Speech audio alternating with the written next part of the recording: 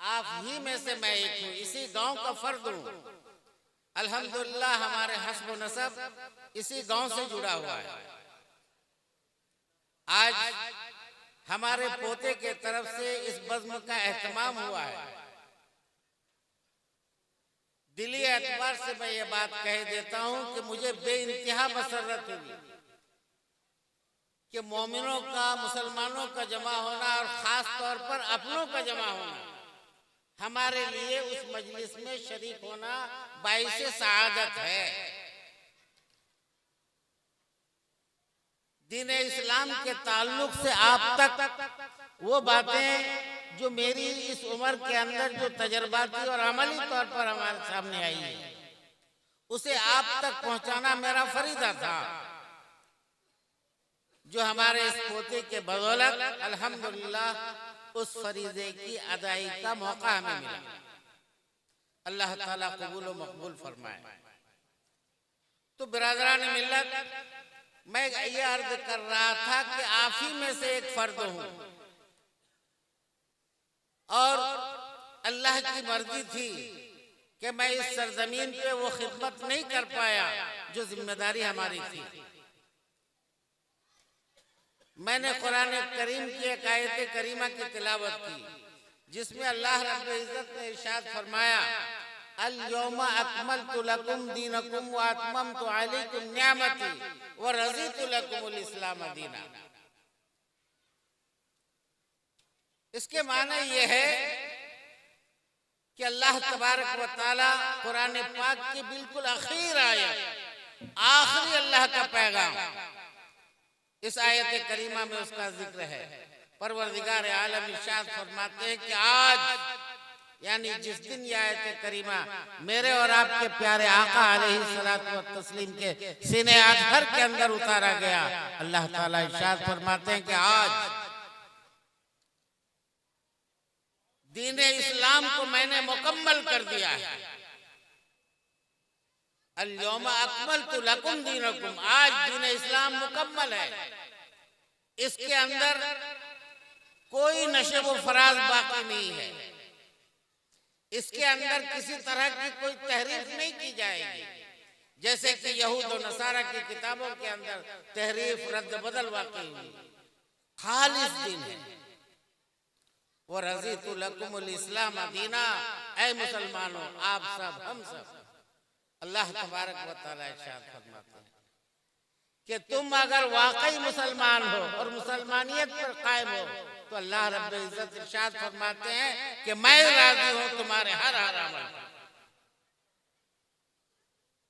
तुम्हारे अमल पर मैं राजी हूं। वो रज़ीतु लकुमुल इस्लाम दीना, दीन इस्लाम पे जो शख्स कायम दायम है, अल्लाह तबारक व तआला का ये ऐलान है कि मेरी रजा है, मेरी खुशी है। और ऐसे लोग बहर सूरत माफ किए हुए, मग़फ़िरत शुदा होंगे। आज दुनिया में क्या रखा है बिरादरान मिल्लत? हम और आप दुनिया के पीछे भागे भागे फिरते हैं, जबकि हर बंदा बखूबी जानता है कि रोजी अल्लाह की तरफ से तय शुदा है। आज जगह जगह की भाग दौड़ होती है, उसकी वजह क्या है? कमाई, रोजी होना, पैसा चाहिए। लेकिन अल्लाह तबारक व तआला का वादा है कि मैंने हर एक रेंगने, यहाँ तक के रेंगने वाले के कीड़े तक की रोजी की जिम्मेदारी मेरी है। वमा मिन दाब्बतिन फिल अर्ज़ इल्ला अलाल्लाहि रिज़्क़ुहा। 12वीं पारी की इब्तिदाई आयत के अंदर अल्लाह रब्बुल इज्जत इरशाद फरमाते हैं कि इंसान, तुम तो अशरफुल मखलूकात में से हो, तुम तो मेरे बड़े करीब और महबूब हो। मामूली सा रेंगने वाला कीड़ा रुए जमीन में है, उसकी भी रोजी में चलाता हूं, तो तुम्हें रोजी क्यों नहीं दूंगा? तुम्हें रोजी क्यों कर नहीं मिलेगी? बहर सूरत मिलेगी। तुम तो अफजल हो, मेरी तमाम मखलूकात में सबसे अफजल तुम्हें बनाया, लिहाजा रोजी की फिक्र मत करो। फिक्र अगर करना है तो अपने ईमान की फिक्र करो। आज हमारी और आपकी सोच क्या हो चुकी है, आमतौर पर रोजी की फिक्र की जाए, कमाई कहां से आनी चाहिए, कैसी आनी चाहिए, इसकी भी परवाह नहीं, बस आना है।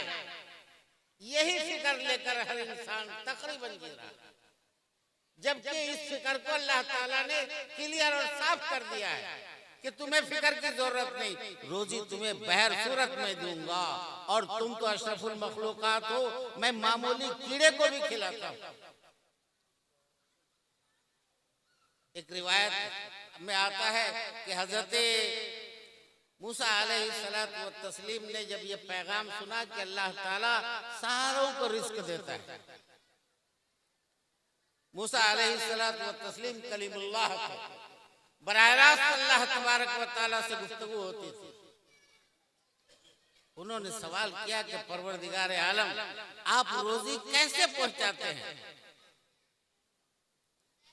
हजरत मूसा से कहा गया कि अपनी लकड़ी उठाओ, असा लो और फला चट्टान पे मारो। चट्टान पत्थर जो हर तरफ से बंद होता है, आप बखूबी जानते हैं। चुनांचे सैयदना मूसा अलैहिस्सलातु व तस्लीम ने असा उठाई और चट्टान पर दे मारा।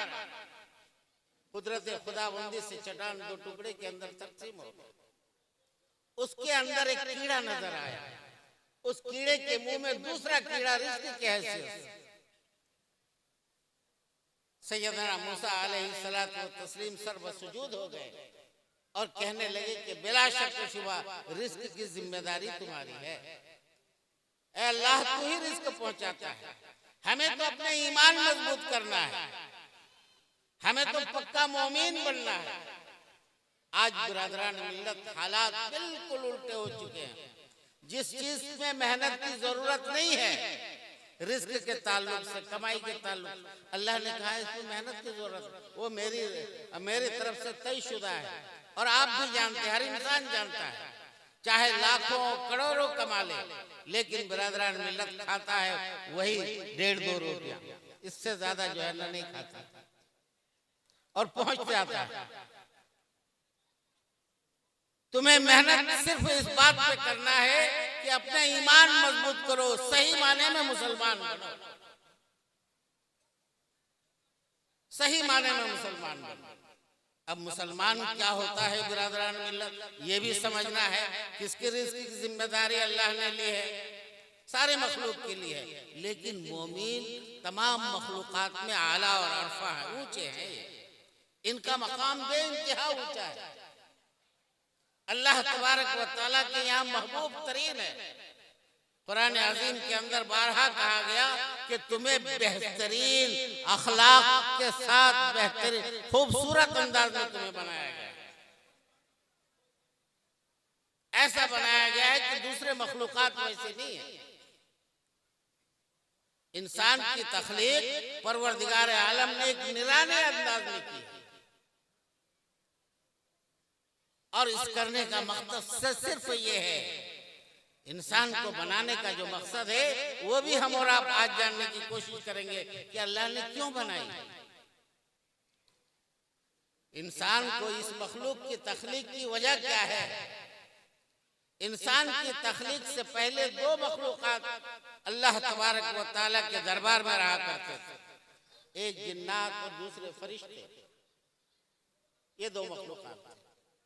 फिर परवरदिगार आलम ने इरादा किया कि हम एक ऐसे मखलूक को बनाएंगे जो तमाम मसाइब व आलाम के दरमियान मेरी शुक्रगुजारी करे। यही बात फरिश्तों और जिन्नात के दरमियान रखी गई कि मैं चाहता हूं कि अपने लिए एक खलीफा बनाऊं, एक ऐसे मखलूक की तामीर की जाए, एक ऐसे मखलूक बनाया जाए जो तमाम मसाइब व आलाम का सामना करते हुए मुझे याद करे। कुरान पाक में अलल ऐलान ये कहा गया है, वमा खलक़तुल जिन्न वल इंसा इल्ला लियअबुदून, मैंने इंसान और जिन्नात को सिर्फ अपनी इबादत के खातिर बनाया, कोई और मकसद नहीं। ये नहीं बताया गया कुरान पाक में कि इंसान को बड़ी से बड़ी इमारतें, ज्यादा से ज्यादा नाम और अपने इलाके हो या शहर हो या दुनिया के अंदर नामवर शख्स बने, इस वास्ते अल्लाह तबारक व तआला ने इंसान को नहीं बनाया, बल्कि मेरे और आपके प्यारे आका अलैहिस्सलातु व तस्लीम ने इरशाद फरमाया कि रूए जमीन में अल्लाह का महबूब बंदा वो होगा।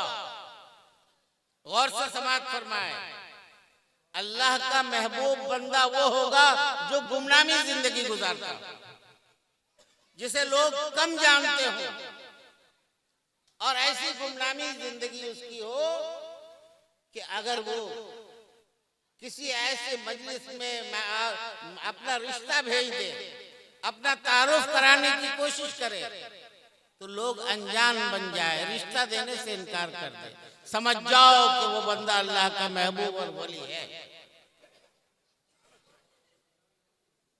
जो बंदा गुमनामी जिंदगी गुजारता है, समझ जाओ कि वही बंदा वली है। जो नामो नमूद और दिखलावे की जिंदगी गुजारता है, अल्लाह ताला ऐसे बंदों को पसंद नहीं करते। तो बिरादरान मिल्लत, आप हम बफज़ल ताला रसूल पाक सरवर कायनात के उम्मती हैं,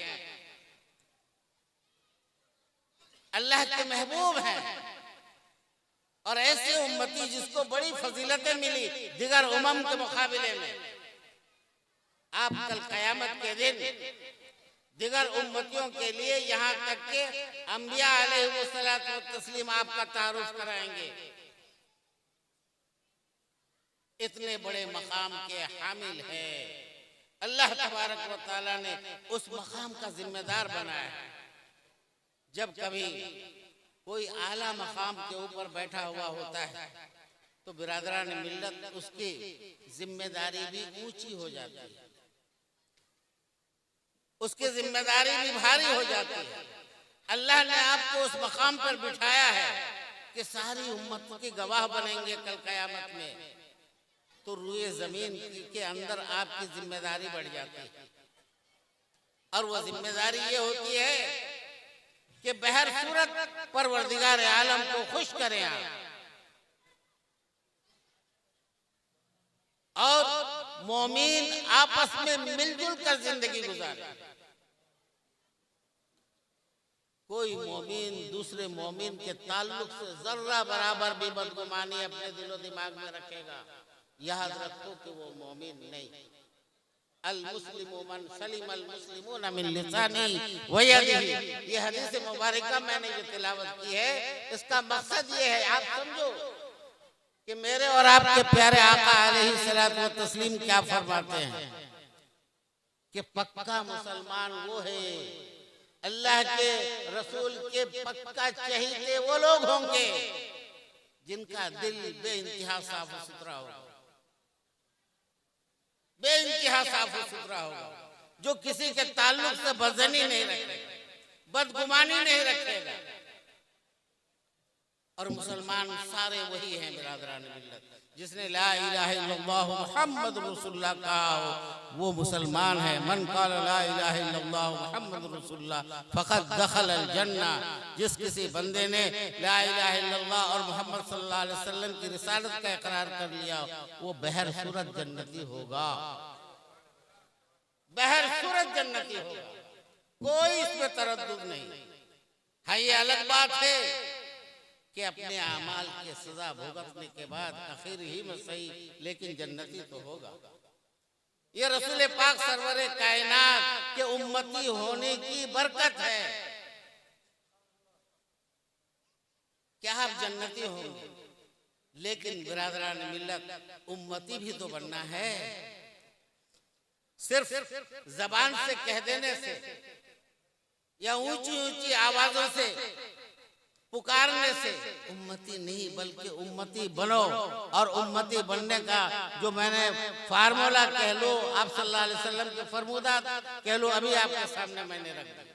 अल मुस्लिमु मन सलिम अल मुस्लिमून, मुसलमान उम्मती वही है जिससे दूसरा मुसलमान भाई उसकी जबान से, उसके हाथों के उंगलियों के इशारे से, उसके हाथों के इशारे से महफूज रहे, मतलब क्या हुआ? मतलब ये हुआ कि गीबत, चुगली, दूसरे मुसलमान को हकीर मानना मोमिन और अल्लाह के रसूल के सच्चे उम्मती के लिए रवा और जायज नहीं है, किसी तरह जायज नहीं है। किसी को हकीर आप नहीं मान सकते, किसी के आमाल के ताल्लुक से आप फैसला नहीं कर सकते। सबको एक ही नियत से देखना है कि ये रसूल की उम्मत है, मैं भी रसूल की उम्मत हूं। इसके अलावा दूसरा रास्ता ही नहीं है पक्का मोमिन होने का, सही मुसलमान होने का। इसके अलावा कोई दूसरा रास्ता नहीं। बनी इसराइल, ये आपको बल्कि पुराना वाकया नहीं, एक वाकया मुख्तसरन सुनाई देता हूँ ताकि हम और आप, हमारे दिलों के अंदर मुसलमान भाइयों के ताल्लुक से बसा औकात जो बदगुमानियां होती है, अवाम हो या खवास, सारों में ये बात पाई जाती है। इससे जुड़े हुए एक वाकया बयान किया देता हूँ। हम और आप इंसान को नहीं पहचान सकते, अल्लाह ही जानता है कौन अल्लाह का महबूब तरीन बंदा है। एक दफा का वाकया है बिरादरान मिल्लत, अफगानिस्तान के इलाके में एक शख्स रहता था, अपने इलाके का बदनाम तरीन शख्स था वो। और बदनाम इस वास्ते था, आवाम के अंदर बदनाम शख्स था। बदनाम इस वास्ते था कि वो शराब खाने में जाता तो सारी शराब खरीद लेता, इसी तरह कोहबे खाने के अंदर जाता तो उस रात की पूरी जो है ना हरकतें या जिम्मेदारियां अपने ऊपर ले लेता। और लोग बाग देखते कि आदमी शराबी है, शराब खाने में जाता है, ये जुआ खाने के अंदर जाता है। गर्ज पूरे इलाके के अंदर वो बंदा बदनाम था। मियाँ बीवी रहते थे, बीवी बार बार पूछती थी कि अल्लाह के बंदा ये तू क्या करता है, अगर कल तू मर गया तो तेरे जनाजे में कोई एक मुसलमान बंदा तक नहीं आएगा। इंसान की आखिरी ख्वाहिश होती है कि जब मैं मर जाऊं जनाजे में कसरत से लोग बाग जमा हो और सबकी दुआएं लगे, किसी एक की दुआ की वजह से मेरी मग़फ़िरत हो जाए। तो बीवी बार बार ये कहा करती थी कि मनहूस ऐसा मत करो, हालात और वक्त के तकाजे के एतबार से आवाम से मिलजुल कर रहो। लेकिन वो बंदा नहीं रहता, उसकी चाल वैसी थी। शराब खाने में जाता, सारी शराब उस दिन का पूरा कोटा उठा के अपने घर ला लेता। कोबा खाने में जाता, वहां की सारी बुराइयां समेट लेता। जुआ खानों में जाता, जितनी चीजें जुआ में लगाई जाती सारी रकम देकर हासिल कर लेता।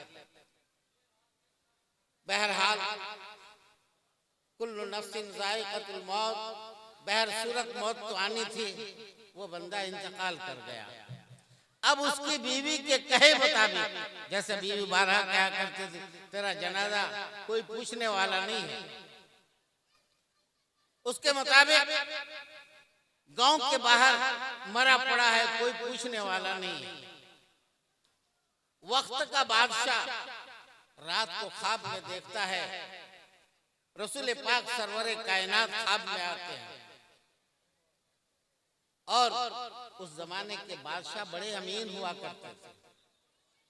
और बादशाह हो, अमीर हो या मस्जिद के मुतवल्ली हो, सदर हो, बिरादरान मिल्लत, ये वो लोग होते हैं कि अगर वो अमानतदारी के साथ ये जिम्मेदारी निभा ले तो अल्लाह तबारक व तआला उनकी दुआएं रद्द नहीं फरमाता।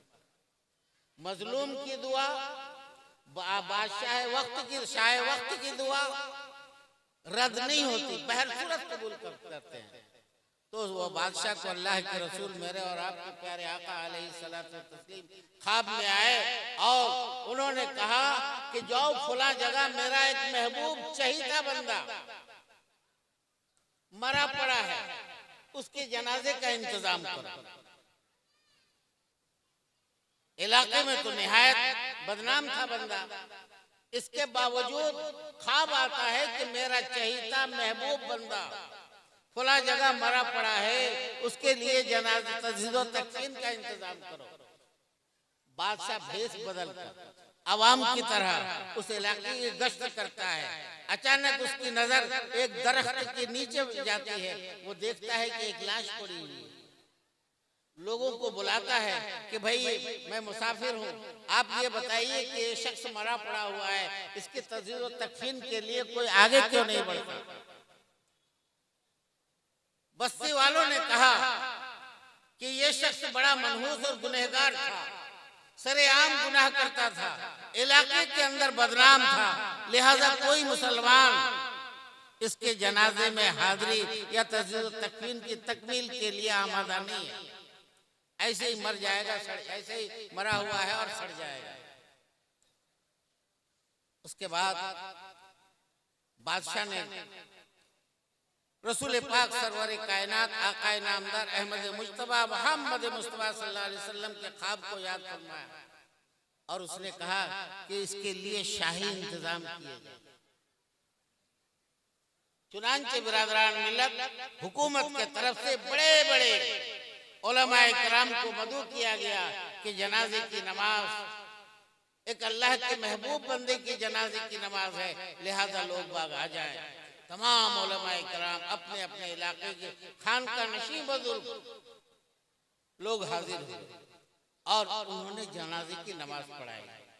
सारा गांव देखते हुए मुतहय्यर रह गया कि ये क्या मामला है, लेकिन बादशाह के सामने कौन आवाज करे, किसकी जुर्रत है कि बादशाह के फैसले को इनकार कर दे। बहरहाल गांव वाले भी शरीक हो गए। जनाजा तज़ीज़ व तकफीन मुकम्मल हुई। उसके बाद लोगों ने उनकी अहलिया से पूछा कि भाई ये हम पूरे बस्ती वाले इनसे मुनारिफ थे और इनसे नफरत किया करते थे, लेकिन देखो बादशाह वक्त के तरफ से जनाजे का एहतमाम हुआ और इलाके के बड़े बड़े उलमाए किराम हाजिर हुए। इसकी वजह क्या है, इसके अमाल कैसे? लोगों ने कहा, उसकी अहलिया ने कहा कि अमाल तो बेहतर थे, लेकिन सिर्फ मैं और वही जानता था, इसके अलावा गांव के कोई शख्स नहीं जानता था। ये अल्लाह का महबूब बंदा था। अहलिया से पूछा गया कि अच्छा जिसके जो अच्छे अमाल थे वो क्या थे? हालांकि हम अपने आंखों से देखते थे कि शराब खाने में जाता और शराब के घड़े भर भर कर शराब लाता, अपने घर में लाता। तो जाहिर बात है जब शराब से इसकी निस्बत है तो शराब पीता होगा, फिर शराबी आदमी अल्लाह के इतना महबूब कैसा हो गया? उसकी अहलिया कहने लगी कि हाँ, सारी रकम ये शराब में और इसी चीजों के अंदर जो है ना खर्च कर देता, बस घर में उतने ही पैसे रहते जिससे हम दोनों की परवरिश हो सके। लेकिन शराब ये बंदा पीता नहीं था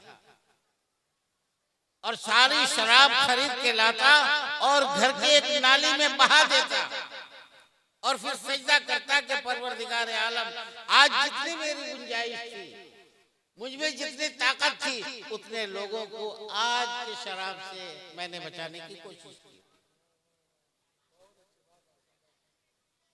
इसी तरह कोहबे खाने में जाता, वो औरतें जो फहाशी में मुब्तला होती, कारोबार करती, उन्हें लाता और रात भर अल्लाह के हम्द सना और इबादत में लगा देता। बताइए बिरादरान मिल्लत, बज़ाहिर तो लोगों ने ये फैसला कर लिया था, बल्कि ये अमल करके बतलाया कि गुनहगार है, उसके जनाजे को हाथ में लगाया जाए। लेकिन अंदरूनी एतबार से अल्लाह का कितना महबूब बंदा था। इसी वास्ते मैं अर्ज कर रहा हूँ कि किसी मोमिन के ताल्लुक से बदन कभी ना हो। बाज़ बुजुर्गों का ये कहना है बिरादरान मिल्लत, ये हदीस से इसका ताल्लुक नहीं है कि इंसान खाना काबा की दीवार को गिरा दे, परवाह नहीं, लेकिन किसी मोमिन के दिल को चोट न पहुंचाए, उसे दुखी न कर, उसे दुखी न कर, चाहे वो कैसा भी हो, बारिश हो, मुहज्जब हो या बेरिशा हो। ईमान तो है, ला इलाहा इल्लल्लाह मुहम्मद रसूलुल्लाह तो कहता है सल्लल्लाहु अलैहि वसल्लम, जब जब रसूल पाक सरवर कायनात का नाम आए तो सल्लल्लाहु अलैहि वसल्लम जरूर पढ़िए। ये दुरूद है। और न पढ़ने वाला बड़ा गुनहगार है बिरादरान, न पढ़ने वाला बड़ा बड़ा गुनहगार है। आपने उलमाए किराम से सुना होगा, रमजान जब शुरू होता है तो खुतबा आमतौर पर एक हदीस मुबारका, चाहे किसी भी मकतबे फिक्र से जुड़ा हुआ हो, लेकिन इस्लाम तो एक ही है। हदीस तो बयान करने ही पड़ेगी। एक हदीस बयान करते हैं, वो हदीस ये है, आप सल्लल्लाहु अलैहि वसल्लम मिंबर मुबारक पर तशरीफ फरमा हो रहे थे, खुतबा के लिए सीढ़ियां तय कर रहे थे। पहली सीढ़ी पे आपने कदम मुबारक रखा और कहा आमीन। दूसरी सीढ़ी पे आपने कदम मुबारक रंजा फरमाई और फिर कहा आमीन। तीसरी पे भी कहा आमीन। यह हदीस मुबारका बड़ी जामे है और तीनों पैगाम बिरादरान मिल्लत हमारे और आपके ईमानी एतबार से काया पलट हो सकती है। वक्त का तकाजा है, इस वास्ते सुनाई दे रहा हूं, हालांकि रमजान नहीं है। सहाबा इकराम रिज़वानुल्लाहि अलैहिम अजमईन खिताबत के बाद आपस में कानाफूसी होने लगे कि अल्लाह के रसूल ने क्या ये अमल कैसा किया, आज से पहले कभी भी हमने देखा नहीं था। फिर एक सहाबी खड़े हुए और अर्ज किया, अल्लाह के रसूल के सामने सहाबा इकराम रिज़वानुल्लाहि अलैहिम अजमईन हमेशा बाअदब होते थे, ऊंची आवाज से गुफ्तगू नहीं करते, किसी में ये जुर्रत नहीं थी। लिहाजा आहिस्ते से, अल्लाह वालों के जो मजालिस होते हैं, अल्लाह वाले शोर व शगफ को पसंद नहीं करते। अब हालात ऐसे हुए हैं कि बगैर माइक के, बगैर शोर व शगफ के पैगाम पहुंचाया नहीं जा सकता, इस वास्ते मजबूरी है। वगरना दीनी बातें इसके अंदर नशे व फराज बिल्कुल ना होनी चाहिए। बुलंद आवाज से गुफ्तगू करना ममनू है। कुरान पाक में साफ सहाबा इकराम रिज़वानुल्लाहि अलैहिम अजमईन से कहा गया, ला तजहुरू, अपनी आवाज को रसूल की आवाज से ऊंची मत करो, सल्लल्लाहु अलैहि वसल्लम। तो अपनी आवाज को रसूल पाक सरवर कायनात की आवाज से ऊंची मत करो। लिहाजा इन्हीं आदाब को मलहूज रखते हुए एक सहाबी खड़े हुए और अर्ज किया, या रसूलल्लाह, कहीं ऐसा तो नहीं ये अमल इस्लामी अमल है और हम सबको करना पड़े? सीखने के गर्ज से पहली सीढ़ी पे जब आपने कदम मुबारक रखा और आमीन कहा तो सहाबा में जोश जज्बा पैदा हुआ, तो हो सकता हो ये भी दीनी अरकान है। आपके बाद जब जब कोई खिताबत के लिए सीढ़ियां चढ़े, हर सीढ़ी के ऊपर वो आमीन कहे, ये शौक था पूछने का। आप सल्लल्लाहु अलैहि वसल्लम ने फिदा हो माँ बाप हमारे, आपने अर्ज किया कि नहीं, ये बात नहीं है। बात दरअसल ये थी कि जब मैं पहली सीढ़ी पे खिताबत के लिए चढ़ रहा था तो उधर से हजरत जिब्राइल अलैहिस्सलातु व तस्लीम आए और उन्होंने बद्दुआ की। जिब्राइल आमीन ने बद्दुआ की। क्या बद्दुआ? हलाक हो जाए ऐसा शख्स जिसने अपनी जिंदगी में रमजान का महीना पाया, रमजान का महीना पाया हो। यानी मोमिन बंदा अगर रमजान का महीना पाए और फिर उसकी कदर न करे तो सैयदना जिब्राइल अलैहिस्सलातु व तस्लीम ने फरमाया कि हलाक हो जाए। बड़ी बाबरकत महीना है, हर लम्हा अल्लाह तबारक व तआला की रहमतें बरसती है और अल्हम्दुलिल्लाह सुम्मा अल्हम्दुलिल्लाह उम्मत मुस्लिमा रमजान की कदर भी करती है। तो सब सैयदना जिब्राइल ने बद्दुआ फरमाई कि हलाक हो जाए ऐसा बंदा जिसने रमजान का महीना पाया हो और उसकी कदर करके, उसका एहतराम करके, उस महीने में इबादत करके अपने लिए जन्नत वाजिब न करवा लिया। मतलब क्या हुआ कि अगर कोई रोजेदार रमजान का एहतमाम करता है तो उसे बहर सूरत जन्नत मिलेगी। बहरहाल बद्दुआ फरमाई हजरत जिब्राइल ने, और जिब्राइल के इन अल्फाज के ऊपर मैंने आमीन कहा। आमीन का मतलब मैं भी इस बात पे, रसूल पाक सरवरे कायनात इरशाद फरमाते हैं, मैं भी इसकी तायीद करता हूँ। जिब्राइल ने जो कहा वो बरहक है। मेरे नजदीक भी ऐसा शख्स जो अपनी जिंदगी में रमजान पाकर उसका एहतराम न करे वो हलाक हो जाए। अब जरा गौर करो बिरादरान मिल्लत, मेरे और आपके प्यारे आका अलैहिस्सलातु व तस्लीम रहमतुल लिल आलमीन थे। सारी दुनिया के लिए, सिर्फ मुसलमानों ही के लिए नहीं बल्कि सारी इंसानियत के लिए आपको रहमत बनाकर भेजा गया। वमा अरसलनाका इल्ला रहमतल लिल आलमीन। अल्लाह तबारक व तआला कुरान अज़ीम के अंदर इरशाद फरमाते हैं कि ऐ मोहम्मद सल्लल्लाहु अलैहि वसल्लम, मैंने आपको सारी दुनिया के लिए रहमत बनाकर भेजा। आज कायनात का कोई भी मकतबा फिगर या कोई भी मसलक ऐसा नहीं है जो रसूल पाक सरवर कायनात के पैगामात को इनकार करे। सबके लिए रहमत, सारी इंसानियत के लिए। ऐसी रहमत वाली शख्सियत अगर किसी के हक में बद्दुआ कर दे तो क्या बिरादरान मिल्लत, आप ही फैसला करें कि वो शख्स अल्लाह के रसूल की बद्दुआ से बच सकता है, निजात मिल सकती है, खतर नहीं। उसके बाद दूसरी सीढ़ी पे जब मैंने कदम रखा तो सैयदना जिब्राइल आमी अलैहिस्सलातु व तस्लीम ने कहा कि हलाक हो जाए ऐसा शख्स।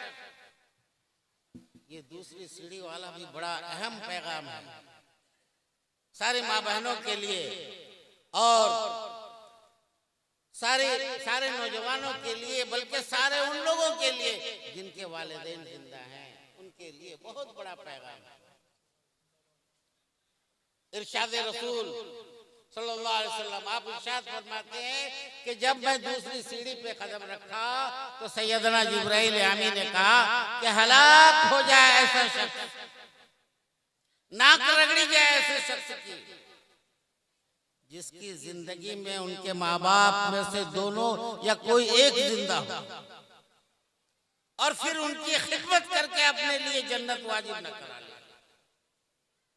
नौजवानों, कितने खुशकिस्मत हैं वो लोग जिनके वालिदैन जिंदा हैं।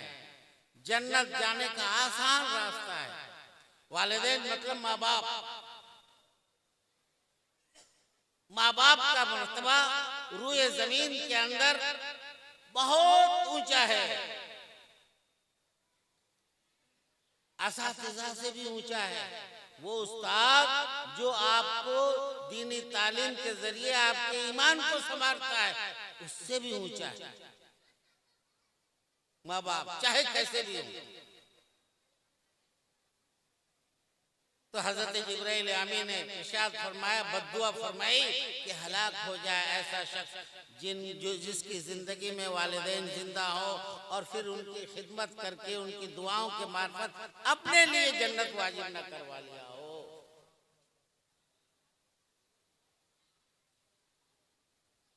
तीसरी सीढ़ी पे जब मैंने कदम रखा तो सैयदना जिब्राइल आमी ने तीसरी दुआ फरमाई जिस वजह से मुझे ये वाकया सुनाने की नौबत आई।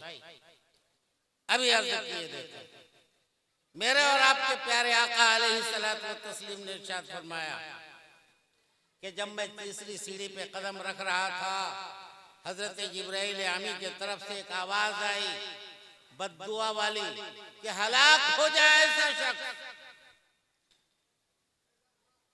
जिसके कानों ने मोहम्मद सल्लल्लाहु अलैहि वसल्लम का नाम सुना हो और आप पर दुरूद न भेजा। अल्लाहुम्मा सल्ली अला पढ़ लो, पूरी दुरूद इब्राहिम पढ़ लो। अल्लाहुम्मा सल्ली अला मुहम्मद व अला आलि मुहम्मद कमा सल्लैता अला इब्राहिम व अला आलि इब्राहिम इन्नका हमीदुम मजीद। अल्लाहुम्मा बारिक अला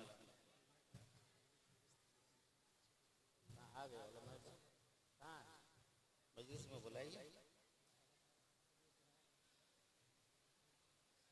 मजलिस में आने दीजिए भाई, ऐसा थोड़ा ना होता। हाँ, तो मैं ये अर्ज कर रहा था बिरादरान मिल्लत, हकीकत में अगर हमें मोमीन बनना है, अल्लाह की नियामतों से इस्तिफादा हासिल करना है, तो सही माने में मुसलमान बनो। अल मुस्लिमु मन सलिम अल मुस्लिमून मिन लिसानिही व यदिही, वो मुसलमान होता है जिससे किसी दूसरे मुसलमान को जर्रा बराबर भी तकलीफ न पहुंचे, न इशारों के जरिए, न हाथ के जरिए, न जबान के जरिए। वही पक्का मोमीन होगा। और उम्मते मुस्लिमा के लिए जो ऐलानात हुए हैं, उन ऐलानात से इस्तिफादा हासिल वही बंदा करेगा। मन न गोयम के तातम बपजीर, कलम याफू दर गुनाहम कश। मुसलमान ऐसा होना चाहिए जिसके दिल में ये ख्वाहिश हो कि अल्लाह, मैं ये नहीं कहता हूं कि मेरी जात से जो फवाइद लोगों को पहुंच रहे उसे कबूल कर ले, बल्कि मेरी तरफ से जो लग़ज़िशें हुई है, जो गुनाह सरजद हुए हैं, उस पर माफी का कलम फेर दो। मन न गोयम के तातम बपजीर, कलम याफू दर गुनाहम कश। तो बिरादरान मिल्लत, दिगर मुक़र्रिरीन किराम तशरीफ फरमा है, इंशाअल्लाह अज़ीज़ उनसे भी सुने और इस्तिफादा हासिल करें। और ये अहद कर लें कि जो बात वाकई दीनी है, जिससे हर सूरत में हमें और आपको जरूरत है, उससे इस्तिफादा करें। खुजू, पकड़ लो। कुरान पाक कहता है कि रसूल पाक सरवरे कायनात की तरफ से जो पैगामात तुम्हें दिए जाते हैं, उसे पकड़ लो मजबूती के साथ। वातसिमू बिहब्लिल्लाहि जमीआ, दीन इस्लाम को मजबूती के साथ थामे रखो, जमातों में मत बंटो। और अगर आप किसी को अपना मुक्तदा बना रहे हैं, तो जरूरी है कि उसका अमल के ऊपर भी गौर किया जाए। इब्तिदा में मैंने कुरान पाक की आयत के हवाले से एक आयत तिलावत की थी, या अय्युहल्लज़ीना आमनू लिमा तक़ूलू मा ला तफ़अलून, ऐ ईमान वालो, ऐसी बात मत कहो जो तुम खुद ही नहीं करते हो। अगर मैं ये कहूं कि जुब्बा और कुर्ता मत पहनो, जबकि मैं खुद पहन रहा हूं, तो मेरी इस बात पे अमल मत करो। इसी तरीके से जिन बातों के ऊपर मैं खुद अमल नहीं करता हूं, मुझे हक नहीं पहुंचता है कि दूसरे तक ये पैगाम पहुंचाऊं। आप मेरे अपने हैं, अपने ही हैं, बिल्कुल अपने हैं। और दिलो जान से मैं आप सभी हजरात से मोहब्बत करता हूं। आज ये शहादत मिली कि आप हजरात की खिदमत में हाजिर हुआ, ये मेरे लिए भी बाइसे फख्र है कि एक बहुत दूर से सफर करते हुए आपकी मोहब्बत में यहाँ तक आना पड़ा, लंबा सफर तय करते हुए। और ईमानी जिम्मेदारी भी थी, इस्लामी जिम्मेदारी थी कि वहां पहुंचो, अपने भाइयों के दरमियान अल्लाह और अल्लाह के